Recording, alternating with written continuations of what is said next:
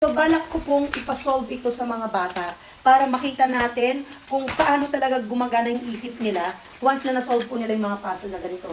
So, nung sinubukan ko po ito guys, medyo nahirapan po talaga ako na magtanggal. Yung challenge dito, kailangan tanggalin mo to. Ayan. So, pag tatanggalin mo kasi, ayan na, nahirapan talaga ako. Okay guys, yung next challenge natin ay tinatawag na Challenge Metal Puzzle. So, kayo dito, sa gitna. Pinagpagkulang mo, baka agral lang. Hindi pa Hindi, kayo rin talaga. Oh, sige, ganyan. Oh, may 20 pesos na siya. Ipakita mo muna dito. Ayan, may 20 pesos na si Justin. Ngayon, ibalik mo para another 20 pesos. Oh, kapag kung paano yan, ang galing ni Justin. Ayan, may nanalo na. May nanalo na.